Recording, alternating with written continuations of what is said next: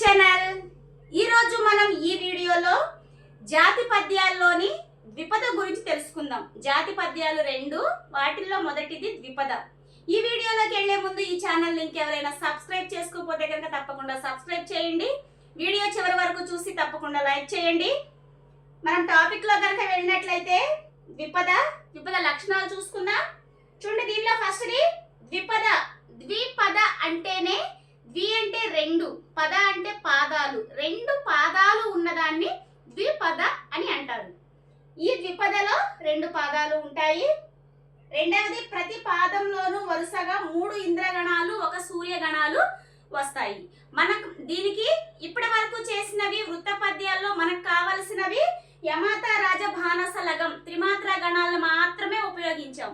కానీ ఇప్పుడు ఈ జాతి పద్యాలకి వచ్చేసరికి మనకి సూర్యగణాలు, ఇంద్రగణాలు, యమాత రాజభానస లగం, త్రిమాత్ర గణాలు ఇవన్నీ కూడా అవసరం అవుతాయి.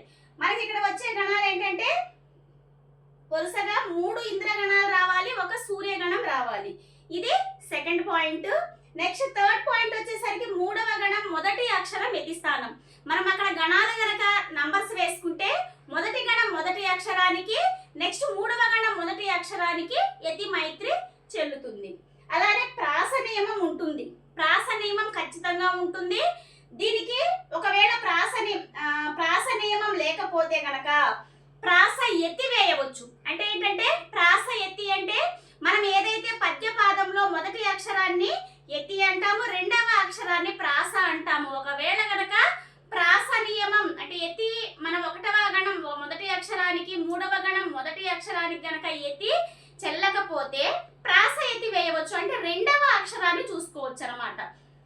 ఇలా ప్రాస నియమం లేని ద్విపదను మంజరి ద్విపద అంటారు. మనకి ఎక్కడైతే ప్రాస నియమం ఉండదో ఆ ద్విపదను మంజరి ద్విపద అని పిలుస్తారు. మనం ఇక్కడ గణ విభజన కనుక చూసుకున్నట్లయితే చూడండి, అవిరళ నవ్వపు అనే పద్యం కనుక చూసుకున్నట్లయితే మనకు రావాల్సిన గణాలు ఏంటంటే 3 ఇంద్రగణాలు రావాలి, 1 సూర్యగణం రావాలి. ఇక్కడ యమాత రాజభానస లగం, ఇక్కడ త్రిమాత్ర గణాలు రాసుకున్నాం, ఇక్కడ సూర్యగణాలు రాసుకున్నాం, ఇక్కడ ఇంద్రగణాలు రాసుకున్నాం. మనకి రావాల్సినవి ఫస్ట్ మొదట 3 ఇంద్రగణాలు రావాలి. చూడండి, ఇక్కడ చూసుకున్నట్లయితే కనుక 4 లఘువులు వచ్చినాయి. 4 లఘువులు వచ్చినాయి అంటే కనుక అది నలము అవుతుంది. 3 ఇంద్రగణాలు, ఇది ఇంద్రగణాల్లోది, ఇది కూడా ఇక్కడ నలము అయింది. రెండవది చూడండి, ఇక్కడ గురువు లఘువు గురువు వచ్చింది, ఇది కూడా ఇంద్రగణాల్లోది రగణం అవుతుంది. అలానే మూడవది గురువు లఘువు లఘువు, ఇది కూడా ఇంద్రగణాల్లోది భగణం అవుతుంది.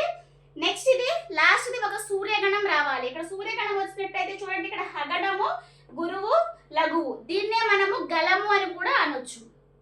ఇది సూర్యగణం. మనం ఏదైతే లక్షణాల్లో చెప్పుకున్నామో 3 ఇంద్రగణాలు 1 సూర్యగణం అనేవి వచ్చేసాయి.